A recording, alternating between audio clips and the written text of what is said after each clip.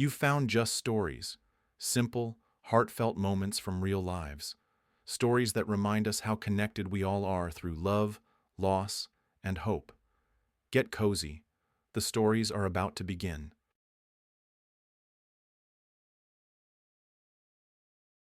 Clara walked slowly along Shady Lane, returning from the store with her purchases. September was in full swing, and it was the golden days of Indian summer. Nature generously gifted the town's residents with the last warm days. The foliage on the trees was already touched with gold, and the air was filled with the scent of autumn herbs warmed by the day. Young mothers with strollers strolled along the neat avenues. Clara's bag of groceries pulled noticeably at her arm. Today, she had to make cheese soup for Mrs. Eleanor Vance. She also needed to finish her coursework by tomorrow, or the hostess would be displeased. Clara now studied independently, under the strict but effective guidance of Mrs. Eleanor Vance. She was a demanding teacher who made no allowances for her only student. The girl even liked it, as her progress was obvious. She felt confident before applying to university. There were only a few months left until the exams. How she wished this time would come sooner. Soon she would regain her status as a student, even if it was for a distance learning program. That didn't matter. Clara's face clouded over. Memories of the past flooded back again. It had been a difficult period in her life. How many trials she had faced. How had she managed to endure? Where had she found the strength not to break? It remained a mystery to her. But now everything had changed for the better. Life had settled into a calm rhythm. Clara even had her own corner now. A small but cozy room with a beautiful view of the spacious, almost rural street. Mrs. Eleanor Vance's house was located in a neighborhood of private homes. In the mornings, a rooster's crow could be heard from somewhere. Boys raced on bicycles along the quiet, low-traffic streets. Elderly women chatted on benches by the fences. Quiet, peaceful. It seemed that just nearby, multi-story buildings loomed. Cars rushed in an endless stream along the roads. People hurried about their business. But here, peace and tranquility reigned. This neighborhood wasn't the most prestigious, but Clara felt at home here. The key turned in the gate lock, and Clara stepped into the cherry orchard. The dog named Duplex greeted her with joyful barks, ran up, sniffed her bags, wagging his tail energetically. Clara smiled and stroked his head, taking out a treat from her bag that she had bought especially for him. The dog let out a happy yelp of pleasure. His joy always warmed her. Climbing onto the porch, she opened the front door. "I'm here," her voice called out. "Put the kettle on. Our series is starting soon," came the reply from Mrs. Eleanor Vance's room. The elderly woman was a distant relative of Clara's. Clara wasn't very good at understanding the intricacies of family connections. Basically, Mrs. Eleanor Vance's children were third cousins to Clara's mother. Clara hadn't even known about them. Their first meeting had been at Clara's mother's funeral 2 years ago. On that sad day, Clara, overwhelmed by grief, had had to meet many unfamiliar faces. Some of them were relatives, all very distant. She shuddered again at the sudden rush of memories. Perhaps it was because the anniversary of the tragic event was approaching. Then, 2 years ago, it had also been September, but not at all like the current one. Warm, sunny, gentle. At that time, it had rained for several weeks straight, a dreary, gloomy weather. Clara's mother often complained of heart pains, measured her blood pressure, and took medication. She only went to doctors in extreme cases. Several times she had been taken to the hospital with an attack. Clara, a child then, stayed under the neighbor's supervision and flinched at every phone call. What if it was the hospital calling? What if something irreversible had happened to Mom? The fear of losing her mother had haunted Clara since childhood. Firstly, her mother had a weak heart. Secondly, she had neither the time nor the means for proper treatment. And thirdly, her mother had to raise her daughter alone, without any support. It wasn't easy. Clara didn't know her father. One day, her mother told her that her only daughter was the fruit of a short but passionate romance with a man who had come to town on business. She didn't know where he was from, what he did, or if he was married. That's how it happened, and I don't regret anything, her mother often repeated. He was intelligent, handsome, cultured. A daughter from such a man is a true gift of fate. Over time, Clara began to understand that her mother still held feelings for this man, who had left and perhaps didn't even know about their daughter's existence. "Didn't you try to find him?" Clara had asked more than once. They lived very poorly, and there are times in a girl's life when she really needs a father. But her mother just shook her head negatively. "No, I didn't look. And why? He surely has his own life, a family. He didn't promise me anything. You are my only joy." Her mother was the closest person to Clara. She always supported her, gave wise, unobtrusive advice, knew how to dispel any sadness with a couple of phrases, and knew when it was better to leave her daughter alone and not bother her with questions. The woman worked as a cleaner in a local shopping center, and after her shift, she also worked as a dishwasher in a nearby cafe. She had no education. Clara's mother grew up in an orphanage. Her parents led an antisocial lifestyle, and she was removed from the family. She didn't receive an apartment from the state as an orphan. Why? Because she had a share in her paternal grandmother's house. If you had a grandmother, how did you end up in an orphanage? Clara, hearing this story for the first time, was confused. There was a grandmother and other relatives, but nobody wanted a difficult child. My parents didn't care for me. They drank. They had no time for me. I grew up like a weed by the roadside, so they sent me to an orphanage. And then, after some time, there was a fire in my parents' house. Nothing survived, neither my parents, nor their guests, nor the house itself. That's how I became a full orphan. Time passed. After graduating from the orphanage, she dropped out of culinary college almost immediately. There was no time for studies, as she had to earn money for food herself. At first, she lived with her grandmother, but in that dilapidated house, many distant relatives were also crammed in.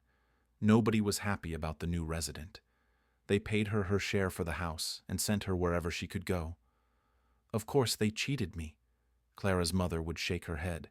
But I, an 18-year-old girl who hadn't seen life, didn't understand anything about it. So I ended up homeless, without support, without education. I had to become a cleaner. Where else? I didn't even know how to properly wield a mop. They didn't wash floors in the orphanage. And at my grandmother's, it was something from another universe. I had to learn everything on the fly. She rented a tiny room in a wooden barracks, found a job, and made friends with her neighbors. Life went on. Sometimes the thought of finishing her studies crossed her mind, but the memory of boring lectures made the desire disappear. Life is not bad like this. Why do I need these problems? She thought. And there was nobody around who could advise me, a foolish girl, that education is necessary. So you, daughter, study diligently. Maybe you will make something of yourself. Your father was intelligent, educated, wealthy. You have every chance. And Clara studied. She was always among the best students. Studying came easily to her. She won prizes at academic competitions. Her mother rejoiced in her success, was proud of her talented daughter, and carefully kept all her certificates. Clara's birthday was the happiest day for her mother. At least, she often told her daughter that. You were a wonderful baby. Big, intelligent, deep blue eyes and eyelashes like fans. All the hospital staff came to admire you. Raising a daughter alone was not easy, but her mother managed. True, she had to take on extra jobs. She worked from morning until late evening, often without days off or vacations. She tried to provide her daughter with everything she needed so that she was dressed as well as others and well fed. They all lived in the same small room in the wooden barracks. Clara liked the place, but her mother often sighed about not being able to move to a more decent place. Clara considered herself quite happy. She had many friends in the barracks. They loved playing in the overgrown yard. In the summer, the children only ran home to grab a bite and then rushed back outside for adventures. Their parents were always at work, and the children, left to themselves, enjoyed their freedom. They weren't bothered that they lived in one of the poorest neighborhoods. They simply didn't know any other life. Her childhood was only overshadowed by constant anxiety for her mother. She often felt unwell. She would turn pale, her lips would turn blue, and her forehead would be covered in sweat. She would start breathing with a wheeze and a whistle. Sometimes it would pass on its own or after taking a pill. Sometimes she had to run to a neighbor and call an ambulance. She was rarely taken to the hospital. Usually her mother refused hospitalization. "Sarah, what are you doing? Don't be so hard on yourself," the neighbor would say with regret in such cases. "How can I go to the hospital now? I work unofficially. There will be no sick leave. If I don't bring home my salary, what will my daughter eat? I'm thinking of her." "If you're thinking of your daughter, take care of your health. Go to the hospital. Clara can stay with us for now." "I will. I'll save up a little money and then—" But her mother never found the time or money for herself. To her daughter, frightened by another attack, she would promise with a smile, "Nothing will happen to me while you're little, understand? I know what it's like to grow up in an orphanage, and I won't let you end up there." "But your heart needs treatment. What if you're gone?" "That won't happen anytime soon. My health isn't that weak. Everything will be fine. You'll see." And everything really was fine. Clara successfully finished school, got into university on a scholarship, and even into the most prestigious faculty at the time, economics. Her mother's joy knew no bounds. She called all the neighbors, sharing the happy news. People congratulated her, rejoicing with her that the woman's dream had come true. "Now the main thing is to study well," her mother instructed Clara. "I feel you will achieve a lot." And Clara herself strove to get excellent grades, graduate from university with honors, and find a high-paying job. The future was painted in bright colors. Everything was working out for her. Some things were difficult, but she had enough persistence. In her first year, she didn't have a single B on her transcript, only A's. She even started receiving an increased scholarship. But in her second year, at the very beginning of the academic year, what Clara feared most in the world happened. In the evening, her mother had another attack. She turned as pale as a sheet. Her lips became completely blue. She couldn't breathe. She wheezed. She choked. The scene was terrifying. Clara called an ambulance. The doctors arrived quickly, but those 7 minutes seemed like an eternity to Clara. Her mom had never been so ill. Soon the apartment filled with people in bright turquoise uniforms. They pushed Clara towards the door, opened their bags, and bent over her mother. From the anxious look on their faces, Clara understood that things were very bad. From the phrases they exchanged. Anxiety squeezed Clara's heart. Chills ran down her spine. Her head spun. Her legs felt like cotton, as if they didn't belong to her. She had never been so scared. But hope still flickered then. Clara clung to it like a thin thread. Yes, Mom was very ill, but the doctors would definitely help. If they saved her mother, everything would change after that. Clara would no longer let her mom refuse hospitalization. She would take care of her health herself, and everything would be fine. After all, Mom was still very young, not even 40. Suddenly, the paramedic sharply asked Clara to leave the room. The situation was clearly getting out of control. Phrases reached her. "We won't make it to the hospital," and "cardiac arrest." Terrible, frightening, hopeless words. Clara obediently went into the hallway, sank right onto the floor, and covered her face with her hands. She wanted to hide from everything happening in the saving darkness. "My condolences," the doctor who came into the corridor said, removing his mask but leaving his cap on. "We did everything we could. You need to sign some papers." Clara thought she screamed, loudly, desperately. Hot tears streamed from her eyes. The terrible truth reached her gradually, and then everything swam before her eyes, spinning. The girl lost consciousness. She woke up on the sofa at her neighbor's, Aunt Carol's. "My poor dear," the woman sighed. "So young, and now you'll have to make your way in life all by yourself." Aunt Carol helped with the funeral arrangements. Many unfamiliar people came to say goodbye. Her mother's colleagues, her friends, relatives. It seemed Clara had many relatives she hadn't even known about. Mom sometimes told her things. but Clara wasn't interested in listening about strangers. It was then that they approached her mother's third cousins, Robert and Victoria. They looked well-groomed, clearly well off. They handed her an envelope with a small sum of money, wished her to be strong and hold on. Clara looked at them with hope. Maybe they would offer help and support. She, so lost and depressed by grief, desperately needed support now. But the relatives apparently considered their duty fulfilled, expressed their condolences once more, and left. About a week after the funeral, Clara thought about her future. She needed to find a way to earn a living. She was already 18, an adult. What kind of job? And most importantly, when? Her studies took up all her time. "Apparently you'll have to drop out of university," Aunt Carol said sadly, shaking her head. "It's a shame. Your mother was so happy about you getting in." "There's no other way," the girl sighed. She understood that her neighbor was right. Combining studying and working wouldn't work. And if she didn't work, she would soon be evicted from her rented apartment, and she wouldn't have anything to eat. That's what happened. Clara left university and got a job as a cleaner. Ironically, in the same store where her mother had worked. A year flew by unnoticed. Clara barely made ends meet. The physical work was tiring, but thoughts of her mother were even more exhausting. She grieved, her soul ached. It was hard to get used to the new reality, to a world where no one loved or cared for her anymore. She didn't like to remember those days. Even the thought of them made her feel heavy. But what could she do?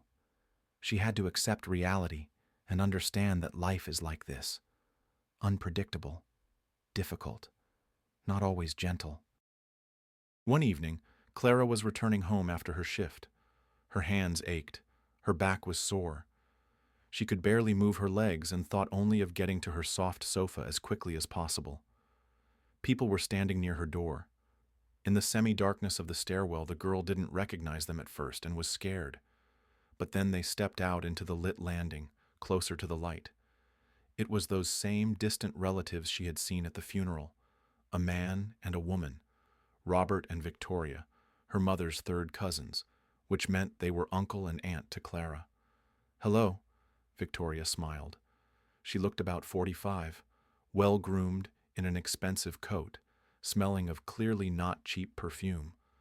Robert stood behind her, shifting awkwardly from foot to foot. "Hello," the girl whispered in surprise. Of all people, she certainly hadn't expected to see them on her doorstep. "We've come to see you," the man said briefly and added, "on business." On business? What kind of business could they have together?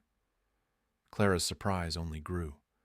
Remembering her manners, she opened the door and let her guests in, frantically wondering if she had managed to make the sofa in the morning and clear the breakfast leftovers from the table. It would be awkward. She had. The apartment greeted the visitors with silence and cleanliness. Victoria and Robert looked around, taking in their surroundings, as people always do when they are in a new place. "Where should we go?" Victoria smiled awkwardly. "Here." Clara pointed to the only sofa in the apartment. Victoria and Robert settled on it. Clara sat on a chair opposite them. An awkward silence hung in the air. The girl was already thinking of offering her guests tea. It was hard to bear this oppressive silence. But Victoria finally spoke. "Well, how are you living? How are you managing on your own?" Clara shrugged. Strange. They remembered her after a year, asking about her affairs. Where had they been before? "Well, everything seems to be settling down," the girl replied. "I'm working as a cleaner, like Mom. I had to drop out of university."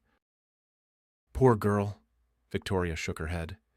It was hard to tell from her tone and expression whether she was sincerely sympathetic to Clara or just pretending. "You're still young. You'll have time to study," Robert said carelessly. "Yes, that's what I plan to do. I'll save up some money and get back on my feet." "Good plan," Victoria approved. "Well, generally, judging by the state of this apartment, I think you don't have enough money to live on." "I have enough," Clara objected. "I pay the rent. I'm not starving. I'm managing." "We have a proposal for you," Robert said directly. Victoria shot him an annoyed look. A proposal? Clara raised her eyebrows in surprise. Yes, the woman nodded. A friendly smile reappeared on her face. We want to offer you free accommodation, food, and a small salary. I think it's a good solution for you. How so? The girl didn't understand. I'll explain everything now. Victoria took a deep breath and began her story. Mrs. Eleanor Vance, Victoria and Robert's mother, had worked her whole life in the dean's office of the local economics college. She did administrative work and also managed to teach.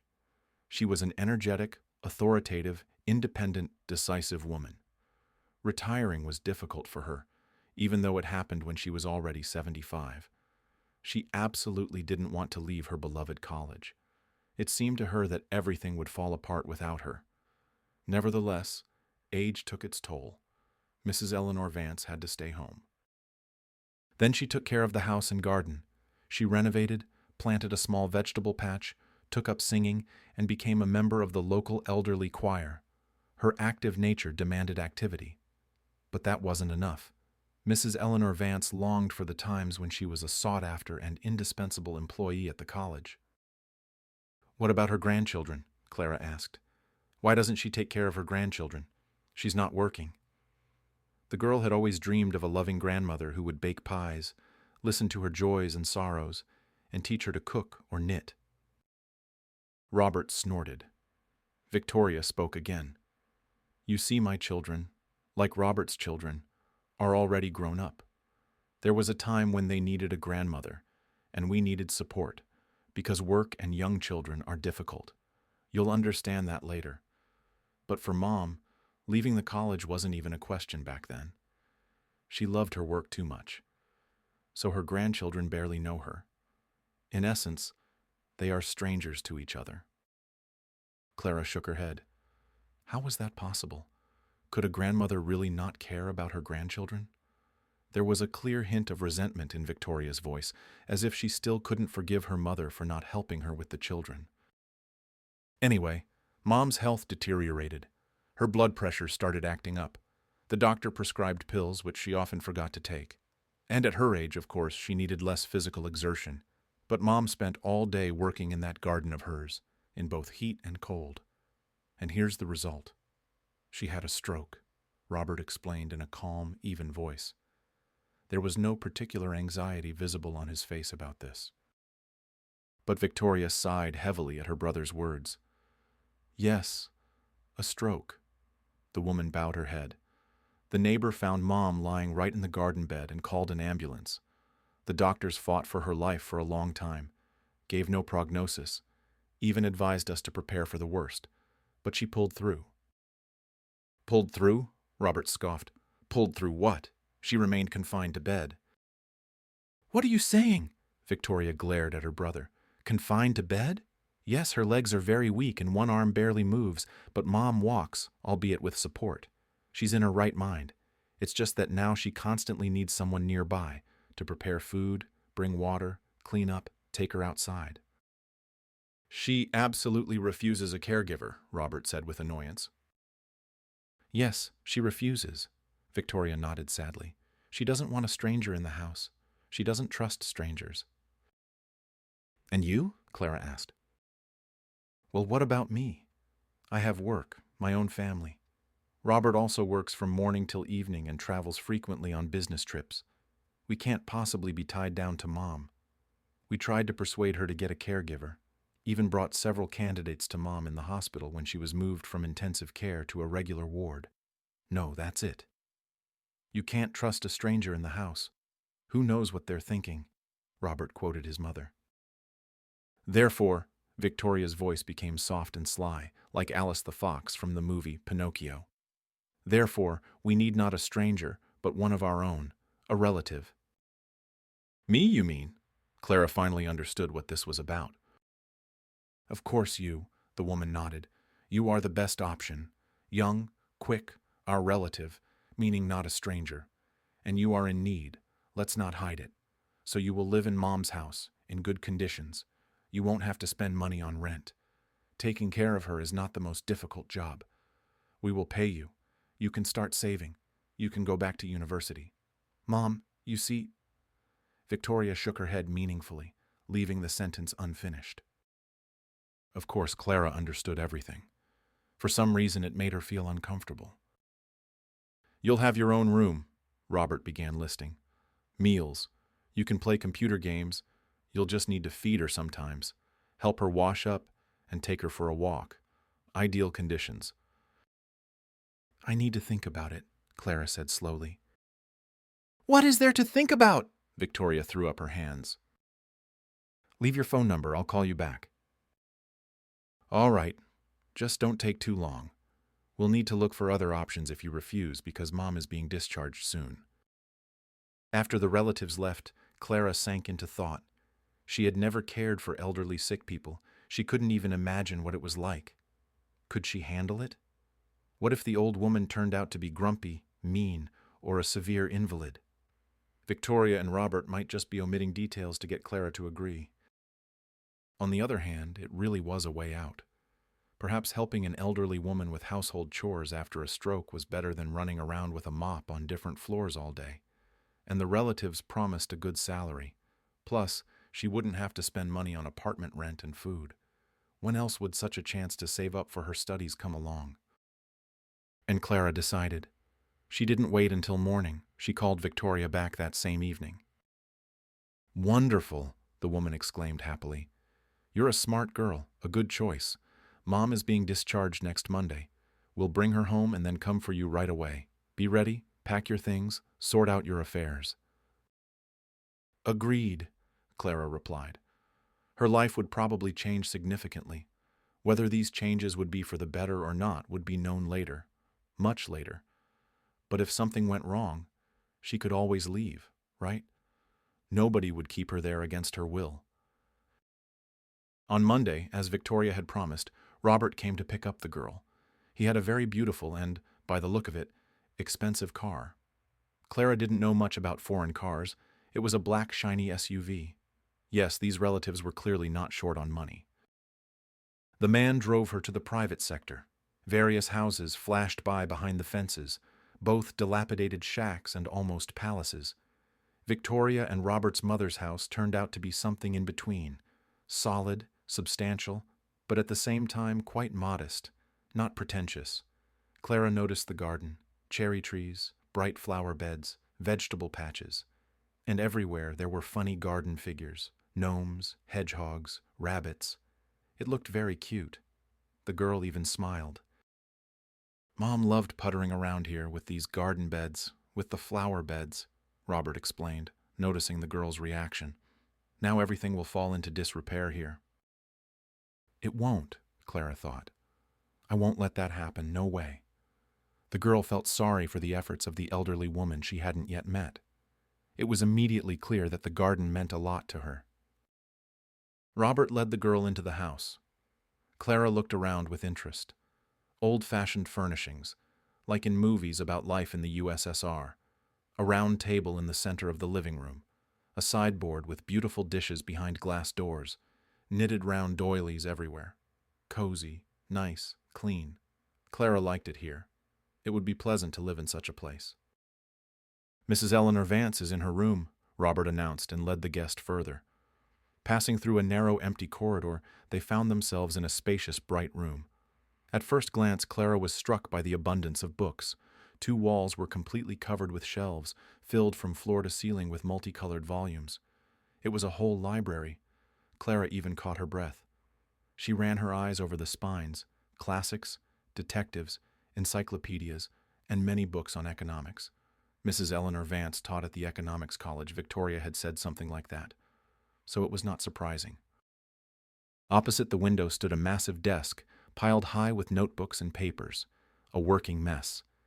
Against the free wall, not occupied by shelves, was a bed, and there sat she, Mrs. Eleanor Vance. Seeing the woman for the first time, Clara was a little embarrassed. An authoritative, cold gaze and disapprovingly furrowed brows. She sat on the edge of the bed straight as a board and looked at the entering Clara with a kind of reproach. "Meet Mom." Victoria, who had appeared in the room, smiled. "This is Clara. Remember I told you? Sarah's daughter. She'll be staying with you for a while." "I don't need a caregiver," Mrs. Eleanor Vance stated stubbornly. "I've told you this many times. My hands obey me. A little training, and I'll be as good as new." "The doctor said you shouldn't be left alone," Robert reminded her, "so don't argue." It was clear that the grown children had tried to convince their stubborn mother many times before. Clara hadn't expected Mrs. Eleanor Vance to argue. She thought she herself was afraid to stay alone in the house. But the elderly woman seemed to think otherwise. Victoria sighed tiredly. "Mom, why are you acting like a child? Clara will stay with you for a while. If you get stronger, regain your strength. That is, when you rehabilitate." Victoria quickly corrected herself under her mother's stern gaze. "Then she'll go back to her place. That's all." Mrs. Eleanor Vance tried to get up from the bed, but she couldn't. It was obvious that the woman's legs were very weak. Clara immediately jumped up to her, offered her shoulder for support. It came naturally to her. Mrs. Eleanor Vance smiled bitterly and accepted the support. "All right," she declared. "Let her live here for now, but only until I get rid of the consequences of the stroke. And I will get rid of them, believe me. Don't you dare think otherwise."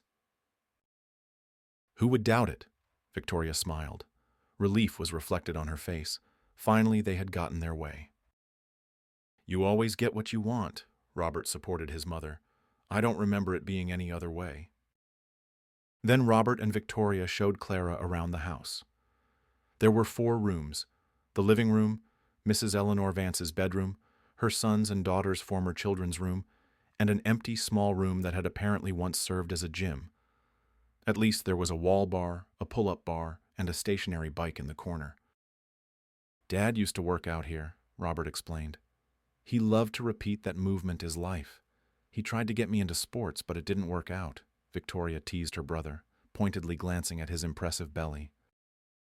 "It didn't," Robert agreed. "You'll live here," Victoria announced. "If you want, you can work out. Consider it saving on a fitness center." Robert laughed loudly at his sister's joke. Both of them, now that the matter was finally settled, were in high spirits. "You'll sleep on this sofa. Bedding and towels are in the closet." Then Victoria wrote down everything necessary in a thick notebook: a list of medications Mrs. Eleanor Vance needed to take, the schedule of the invited masseur, and a rough daily routine for the elderly woman. The information was quite extensive. "If anything happens, call immediately," Victoria said. "Once a month, we'll transfer your salary to your card. You'll buy groceries and medications with Mrs. Eleanor Vance's money. She knows about it." "Mom might start being difficult, you know," Robert admitted. Victoria gave her overly talkative brother a meaningful look. "Don't listen to him. Mom's character is certainly peculiar, but she's always been a reasonable person, and thankfully, the stroke hasn't changed anything in that regard. So everything will be fine. Well, if anything, call me." Victoria and Robert, having given Clara final instructions, slipped out of the house. It seemed to the girl that they were eager to get back to their lives, their affairs. They left their mother in the care of a distant relative and were pleased. Strange relationships. The girl took a deep breath and went to the room. She needed to get acquainted with the person she would now be living with. Clara hoped that Mrs. Eleanor Vance would like her. "My little ones have flown away," the elderly woman smiled. She was sitting in the armchair where Robert had left her. "They've palmed their mother off on a young girl and they're happy." "But why do you say that? They care about you, they worry." "Well, yes, they left. They both have work after all." "Oh, girl," Mrs. Eleanor Vance smiled. "A young, naive creature. You don't understand anything in this life yet. Come on, let's get acquainted. What did you say your name was? Clara? Maybe I'll put the kettle on. We can sit in the kitchen, chat, get to know each other better." "Excellent idea." Clara, happy to have something to do, ran to the kitchen. She boiled the kettle, put a vase of candies she found in the cupboard on the table. Being in charge in someone else's house was unusual at first. On the other hand, that's exactly what she had been invited here for. When everything was ready, the girl helped Mrs. Eleanor Vance get to the kitchen. The elderly woman, of course, was putting on a brave face, trying to show that she was perfectly capable of standing on her feet. But that wasn't the case. Her arms and legs were weak, sluggish, barely obeying her. Clara understood that Mrs. Eleanor Vance, usually authoritative, strong, and energetic, could not yet come to terms with her new condition, and she imagined how terrifying and painful it must be for a person accustomed to an active life. The girl's heart ached with pity for Mrs. Eleanor Vance. "My favorite candies," the elderly woman exclaimed happily, seeing the table set. "And my favorite too," Clara smiled. "But you're just a child. Hello, everyone." Mrs. Eleanor Vance examined Clara carefully. "How old are you?" 19, the girl replied. "And you look younger, like a teenager." "That's from my mom. She also always looked younger. Looked." "Oh, Sarah, Sarah," Mrs. Eleanor Vance shook her head with regret. "I barely knew her, you see. Just saw her a couple of times when she was a child. My cousin, Sarah's mother, and I didn't really keep in touch. She didn't live a very good life. I'm sorry, that was your grandmother." "I know that story. Mom told me," Clara said. "That's why Mom ended up in the orphanage. Her parents drank. They didn't look after her at all. Well, there you go. I've thought about it many times. Maybe I should have taken Sarah in. My children were a little older than her. But at the time, it seemed to me that I had escaped from that family, from that vicious cycle. I didn't want to go back to the past. And I didn't find out that Sarah was in the orphanage right away. I thought her paternal grandmother had taken her in. After all, her father had a mother." "She didn't," Clara sighed. For some reason, she didn't like this conversation. It felt as if Mrs. Eleanor Vance was trying to justify herself for not taking in her deceased cousin's daughter. But she wasn't obligated to after all. Mrs. Eleanor Vance asked Clara questions, asked her about her childhood, studies, work. The hostess of the house sighed sadly and shook her head, listening to how difficult it had been for Clara after her mother's death. At that moment, there was no hint of the irritation with which she had greeted the young guest on the woman's face. Clara liked this about Mrs. Eleanor Vance, her sensitivity, empathy, and attentiveness. Upon learning that the girl had had to drop out of the economics faculty, Mrs. Eleanor Vance visibly brightened, even seemed to glow. "You'll re-enroll next year," she stated confidently. "You'll study distance learning. By then I'll be stronger. I won't need someone around all the time." "I need to prepare," Clara said, spreading her hands. "Tutors, all that. To get back in on a scholarship, I need to take an exam, I checked, and I don't have the means right now." "Why do you need some stranger for a tutor when you have me?" Mrs. Eleanor Vance was visibly transforming from a sick, weak, hunched old woman into a businesslike, energetic woman. "I taught at the economics college for so many years. I'll prepare you so well they'll snatch you right up. I promise you that." "Yes, Victoria and Robert told me," Clara smiled, "but you need to rest." "Idleness is the worst punishment for me. Fate has given me a gift in you. Finally, there is someone who can benefit from my experience." "Thank you," Clara said, feeling flustered. She hadn't expected it to turn out like this at all. Life in Mrs. Eleanor Vance's house settled into a routine. Clara made herself comfortable in the gym room. A cozy sofa, a study table by the window, even a laptop left by Mrs. Eleanor Vance's husband. In the evenings, the girl watched movies on it, sometimes alone, and sometimes with Mrs. Eleanor Vance. Afterwards, they would discuss the characters for a long time, argue or joke. There was no trouble with Mrs. Eleanor Vance. Yes, Clara had to do all the housework, clean, dust, cook. But the woman, who had suffered a severe stroke, tried to manage everyday tasks as much as possible on her own. Victoria had warned that Clara would likely have to wash Mrs. Eleanor Vance. Clara was a little scared and embarrassed by this, but the elderly woman managed herself. She just needed to be escorted to the bathroom and then back to the bedroom. Clara was amazed by Mrs. Eleanor Vance's organization. She never forgot to take her pills on time. The girl never had to remind her. The woman herself swallowed the pills, laid out on the table by her bed, at the right time. And Mrs. Eleanor Vance had also made a training schedule for herself and never broke it. She would wake up in the morning, sit up in bed, and start exercising the arm that more or less obeyed her, working on the other arm and both legs. It was hard for her, Clara saw that. Her wrinkled face would turn red from the effort, and beads of sweat would appear on her upper lip. But the woman didn't give up, repeating the movements that required incredible effort again and again. It commanded respect. And there were results. At least, that's what Mrs. Eleanor Vance said. She claimed that every day she felt her strength returning, and she assured Clara that lack of movement was the worst thing, that even a healthy person could become an invalid from idleness, because nature is wisely arranged and unnecessary functions of the body gradually atrophy from disuse. Clara found it interesting to listen to Mrs. Eleanor Vance's reasoning. She learned a lot of new things from this intelligent, erudite person. True, the hostess sometimes expressed surprise at Clara's lack of education. In her opinion, the girl didn't know elementary things, had a poor understanding of art and history. "Don't you take an interest in anything at all?" Mrs. Eleanor Vance would ask, looking sternly at Clara. "I was an excellent student in school and university," Clara would lower her eyes sheepishly. Next to Mrs. Eleanor Vance, she realized that she really didn't shine with erudition. But this turned out to be fixable, because Mrs. Eleanor Vance had many books, and Clara read. She read voraciously, selflessly, without stopping. Mrs. Eleanor Vance also often sat engrossed in books. And Mrs. Eleanor Vance also drew up a study plan for Clara, so that she would definitely pass her exams with high scores in the winter and get into the university on a scholarship for the distance learning program.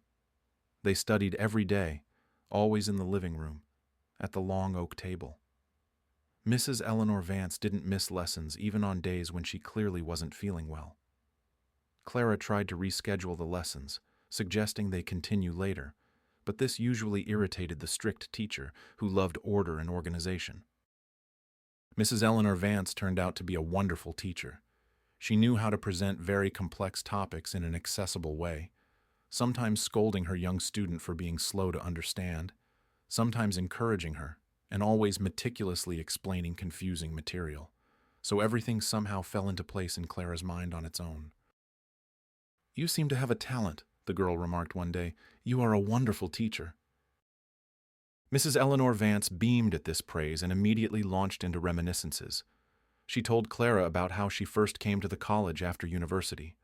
She was scared to go to her first lecture for students who were only slightly younger than herself. Her knees even trembled, but of course she managed. Mrs. Eleanor Vance loved her work. She lived for it. And even after becoming a mother, she couldn't put her life's work in second place. "It's my fault that the children grew up like this," Mrs. Eleanor Vance admitted one day. "I should have paid more attention to them, but I bought them off with toys, demanded excellent grades, perfect behavior. Yes, I'm an ace in economics, but child psychology is still a dark forest to me." Clara remained silent then. What could she say? The girl perfectly understood what Mrs. Eleanor Vance meant. Robert and Victoria rarely visited their mother, and they didn't call to ask how she was doing more than once a week. It was as if Mrs. Eleanor Vance was a stranger to them. Both had achieved a lot in life. Robert was a department head at the local gas plant, and Victoria worked as an engineer in a design bureau.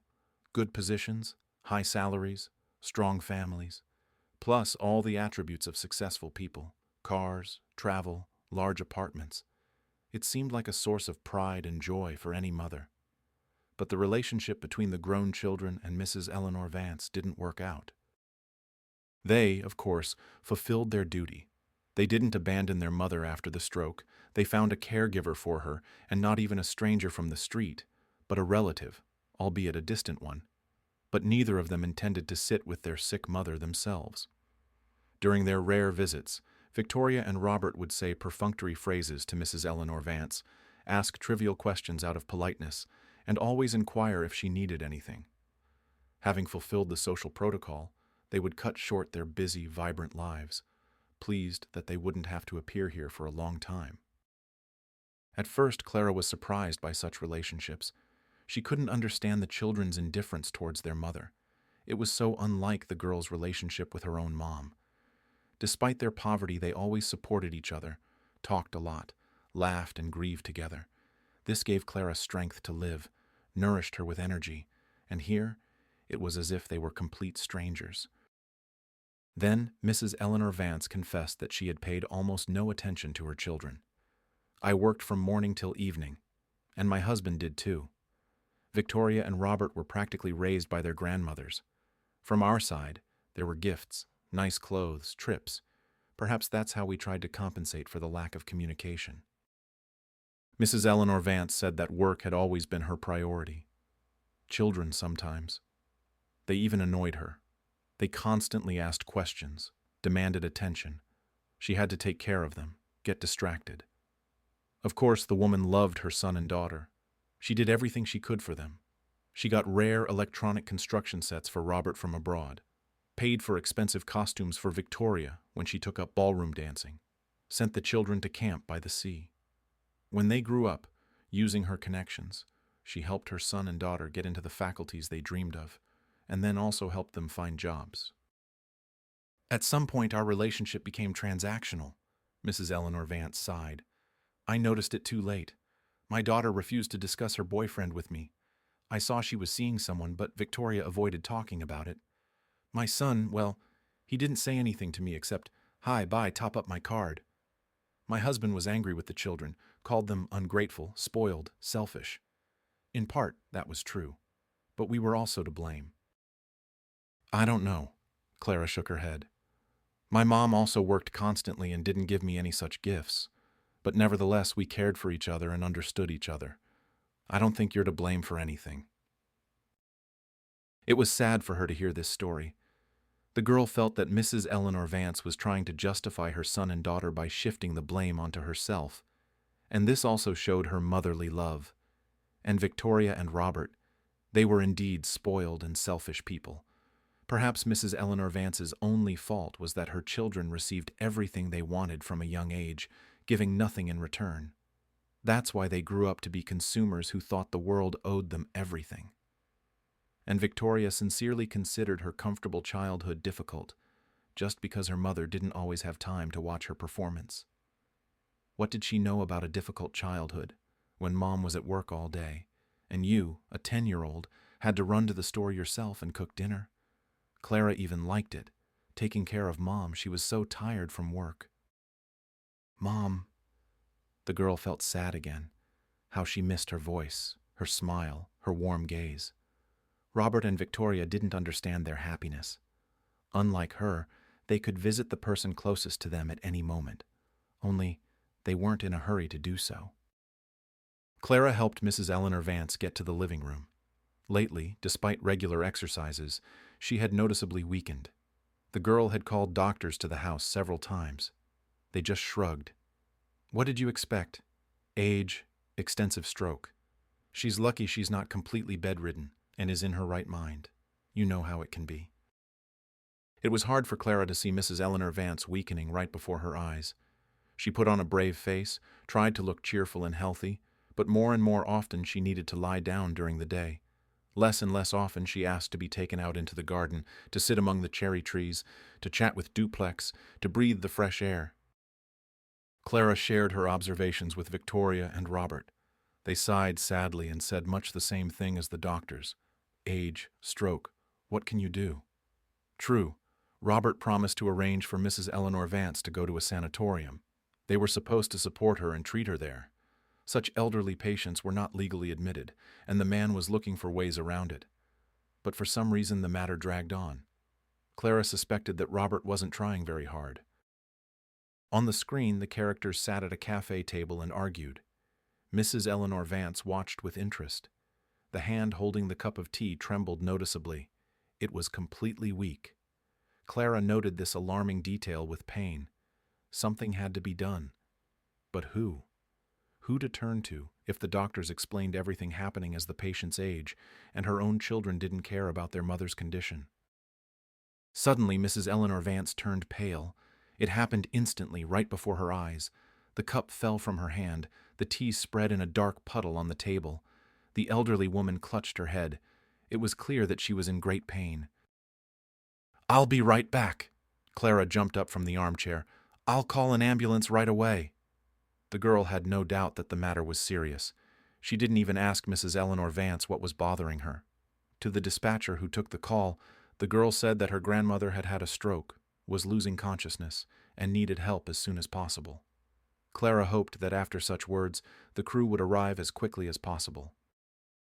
Then the girl returned to Mrs. Eleanor Vance and saw that she had vomited right onto the carpet. The elderly woman sat leaning back in the armchair, pressing her relatively obedient hand to her forehead. Clara had never seen her so lost and frightened before. "Water?" the girl asked. She didn't know what other help she could offer Mrs. Eleanor Vance, but she desperately wanted to alleviate her condition in some way. The woman shook her head negatively. "She's reacting to speech, that's good. I called an ambulance." "Thank you," Mrs. Eleanor Vance said in a weak voice. "It's very similar to my condition. Probably another stroke. I was warned it was possible." Speaking was difficult for the woman. Her tongue was thick. The sounds were sparse. "Everything will be all right. Help is on its way," the girl said. "I hope my words give Mrs. Eleanor Vance strength. If only she waits for the doctors, they know what to do." "Girl, you are so good, sweet, kind, well-mannered. Sarah managed to raise a decent person, not like me." Even in such a state, Mrs. Eleanor Vance continued to blame herself for how her daughter and son had turned out. Incredible. "But what are you saying?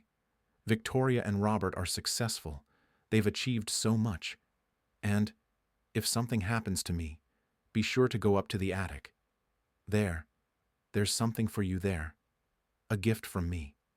It's in a hiding place under the floorboard, near the dormer window." "Nothing will happen to you," Clara objected. The words about the hiding place in the attic seemed to Clara to be the product of Mrs. Eleanor Vance's feverish mind. They sounded too much like a fairy tale. "If nothing happens, good. But if something does happen, be sure to go up. You are worthy of this gift. I am so grateful to you for your care and kindness. Words cannot describe it." "All right, I promise," Clara assured Mrs. Eleanor Vance.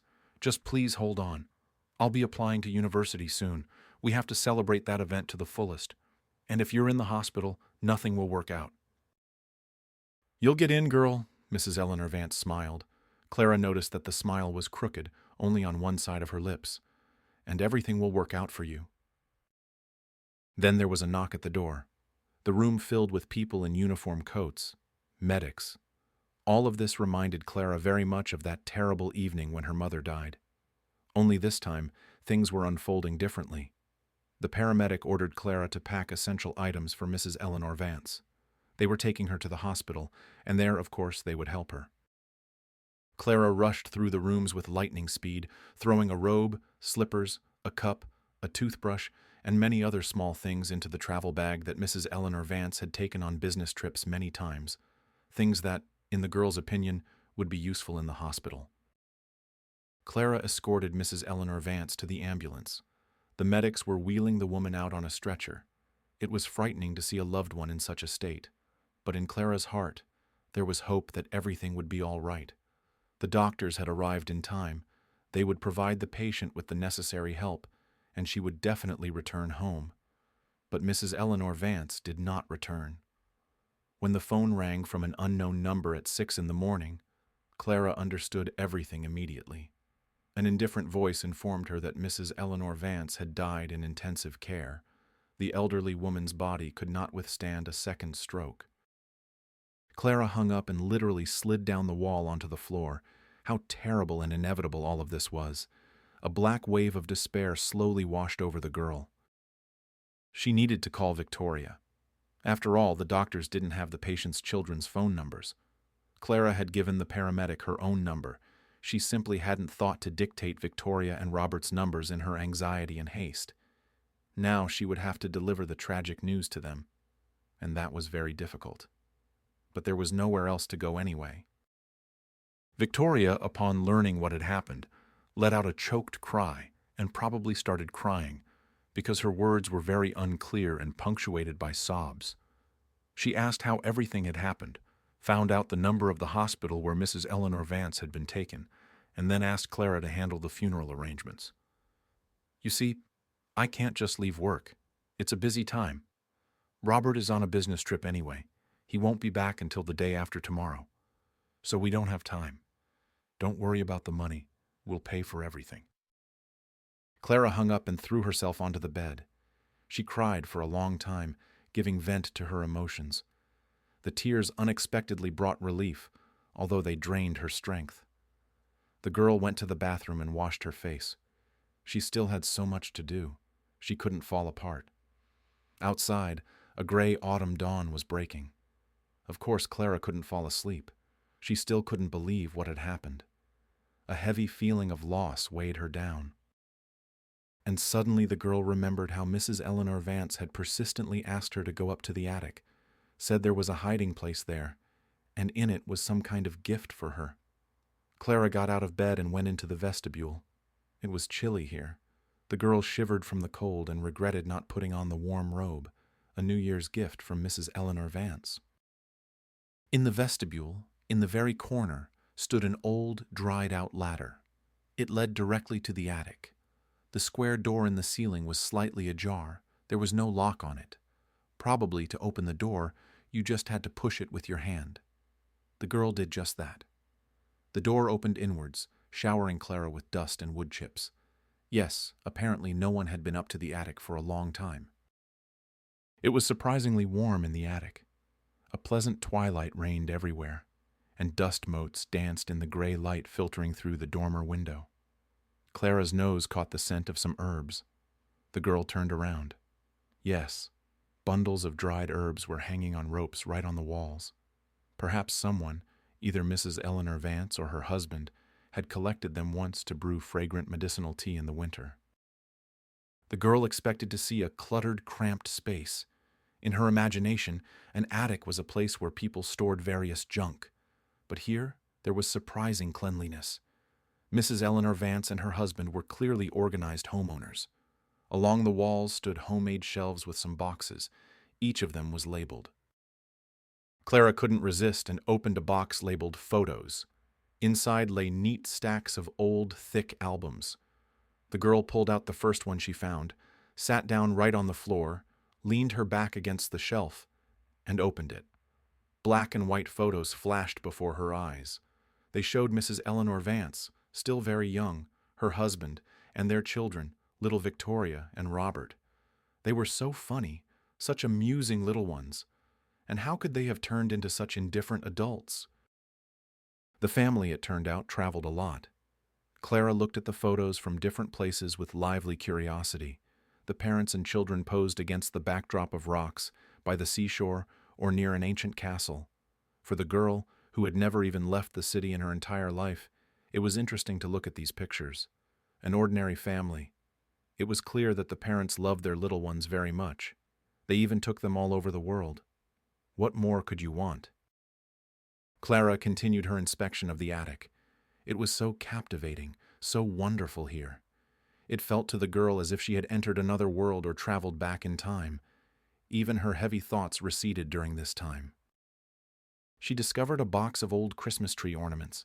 There was everything here, little foxes on clothespins, snowmen, twisted icicles, and they were so beautiful, so skillfully made, not like the cheap, mass-produced goods that filled the stores before the new year. These were ornaments with a history, with a soul. Clara thought about it, took a glass snow maiden and a cotton snowman as keepsakes. Yes, the holiday was still far away, but this year she would definitely put up a Christmas tree at home, and these ornaments would occupy the most prominent place on it. Home. It was interesting where she would celebrate the new year. She needed to find an apartment now. It was good that Clara had managed to save a small sum during her time living with Mrs. Eleanor Vance. Thinking of Mrs. Eleanor Vance, Clara felt sad again. And she also remembered that she had asked her to find the hiding place. It was supposedly under the floorboard, next to the dormer window. The girl walked over to the window and cautiously stomped her foot. The floorboard creaked and lifted slightly. There it was. The girl carefully hooked it with her hand and pulled it up. The floorboard lifted easily, revealing a spacious niche. And there really was a box, a carved wooden object covered in varnish. Holding her breath, the girl took the find in her hands. It was heavy, very heavy. She placed the box on the floor, opened the lid, and gasped. The box contained jewelry. Yes, unusual, seemingly antique. If it wasn't just costume jewelry, of course. Massive gold earrings adorned with sapphires, several thick chains, a necklace inlaid with red stones. Could they be rubies? And also a brooch in the shape of an elegant dragonfly with bright blue eyes. Were those sapphires too? Clara didn't know much about jewelry, but she understood that these pieces, if they weren't skillfully made costume jewelry, were worth a fortune. Mrs. Eleanor Vance had said she wanted to give her a gift, but she couldn't possibly have left her these treasures.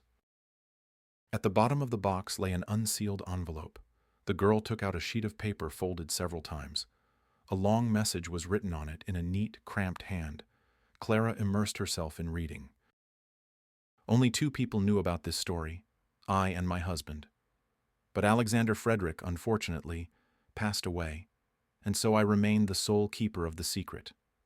Therefore, I decided to write a letter in which I want to tell you how we came to possess these jewels. It happened back in the distant 20th century. It was a difficult time then, restless. Everyone survived as best they could. Students from France came to our college on an exchange program. Among them was Paul, a talented, enthusiastic young man. I liked him immediately. We had a lot in common. We were both passionate about science. I was his teacher.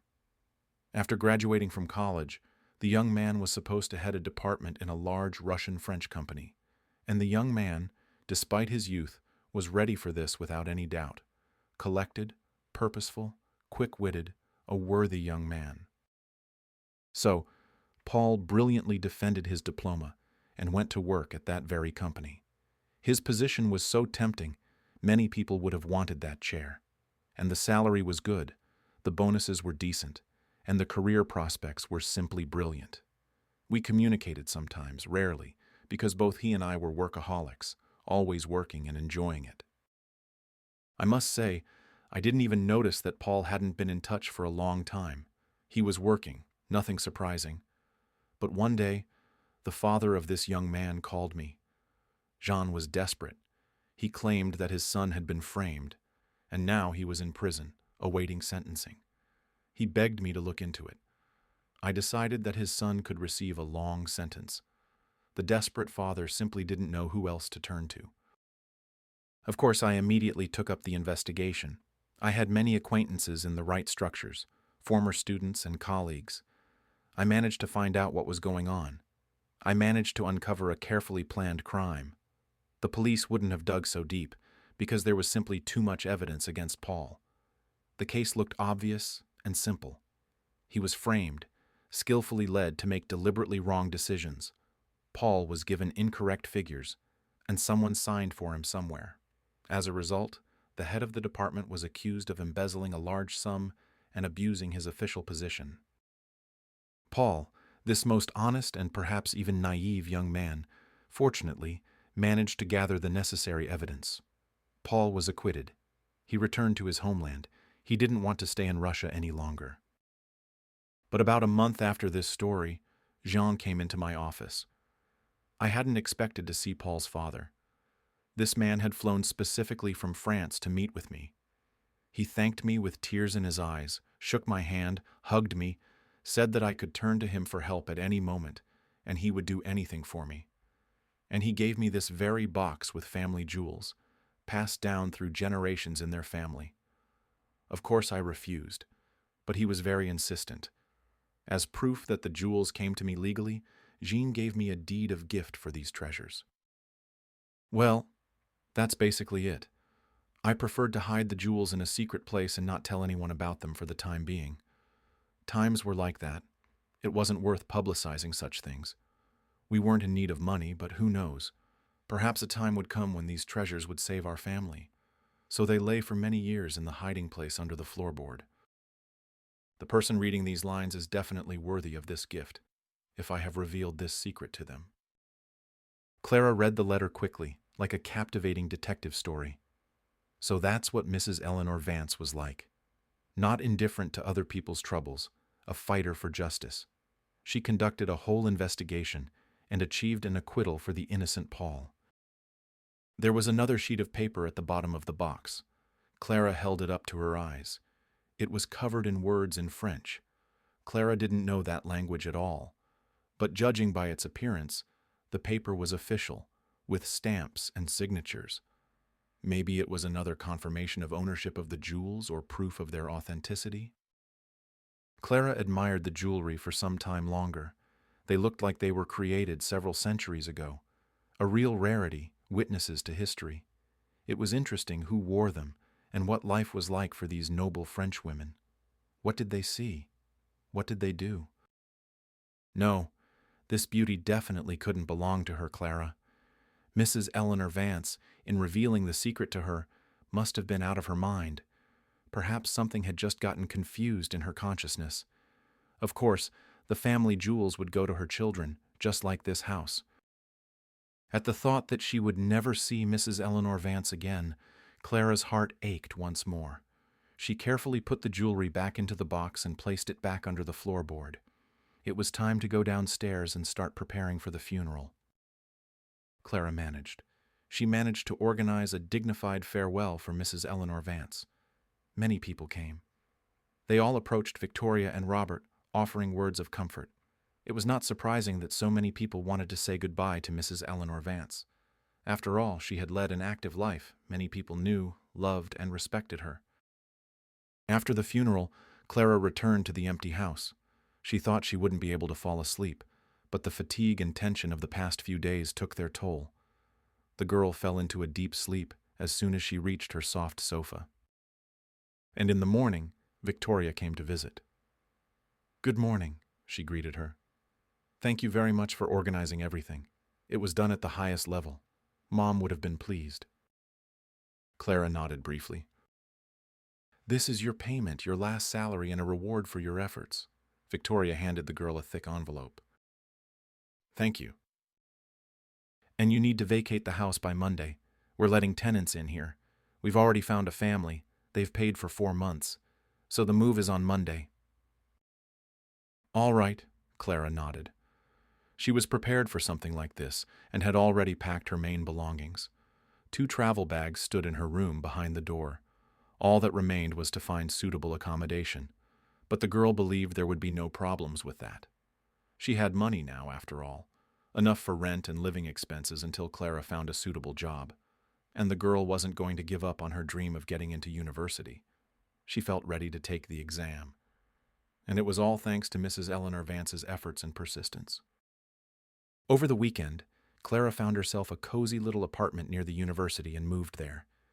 It was a shame to leave the hospitable house, but on the other hand, without Mrs. Eleanor Vance, it had become somehow cold, empty, unwelcoming, completely alien. The girl moved quickly. She didn't have many things, just 2 bags. She didn't even need the help of movers.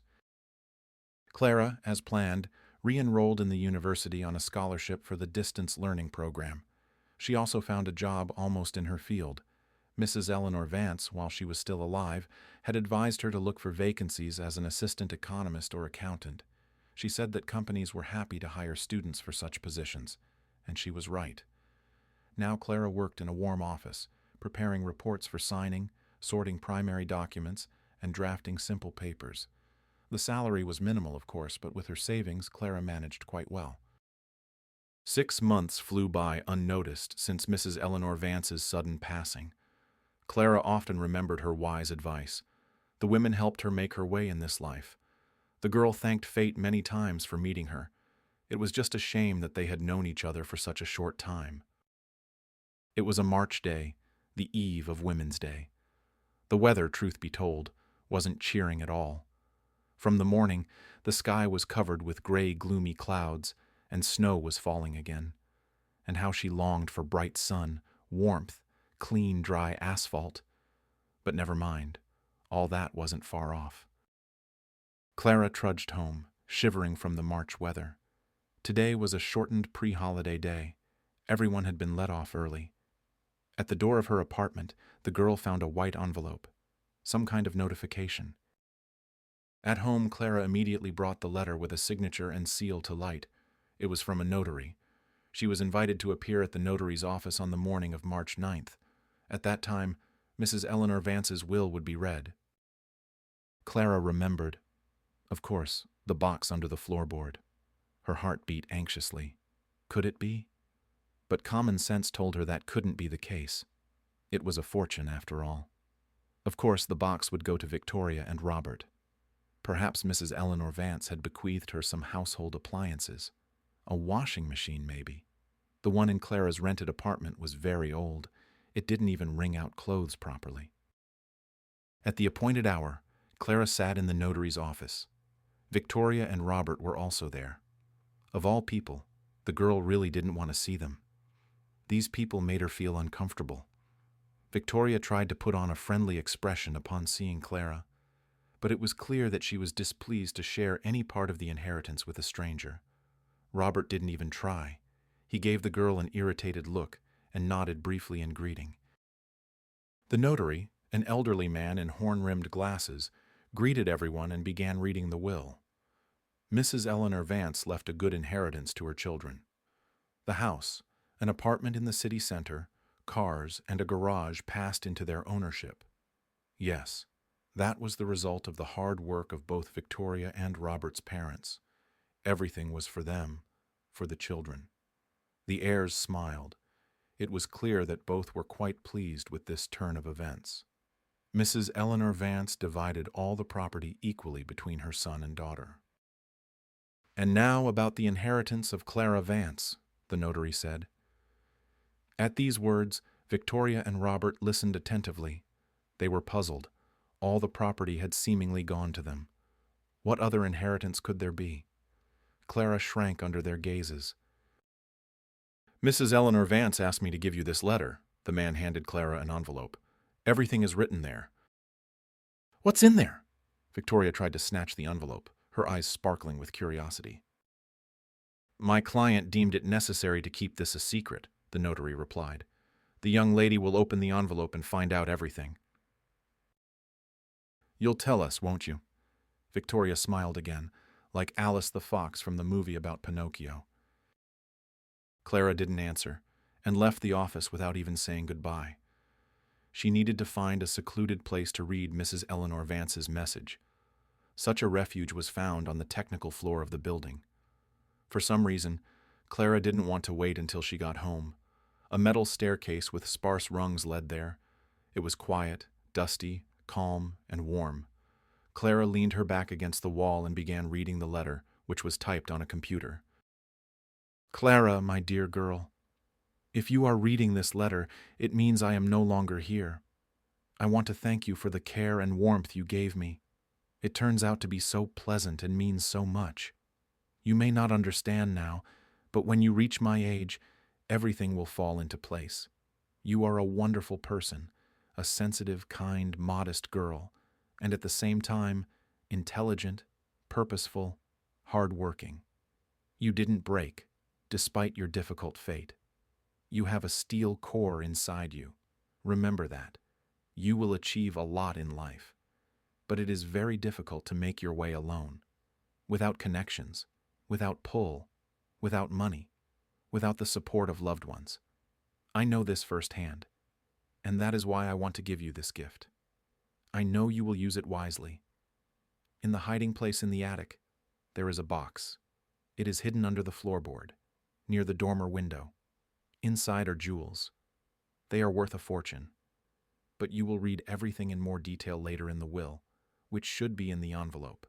They are yours. You are worthy of this. I specifically asked the notary for one favor, not to announce the will in front of my children. They have already received a lot, but knowing their character, they would try to contest the will and deprive you of the inheritance. It's my fault for raising them like that. What can you do? And you? Be happy. Remain just as kind and good. Thank you again for filling my days with warmth and light. Clara lowered the letter onto her lap, smiled, as if she had spoken with Mrs. Eleanor Vance again. How she missed her. So, the treasures from the hiding place really belonged to her, Clara. And now, it seemed, poverty and destitution were behind her. She wouldn't have to count pennies until payday anymore, plan a meager budget, or save on everything possible. She still needed to get used to this. Clara took a deep breath. Mrs. Eleanor Vance sincerely hoped that everything would work out for her, that she would achieve a lot and keep kindness in her heart no matter what. Well, Clara simply couldn't let her down.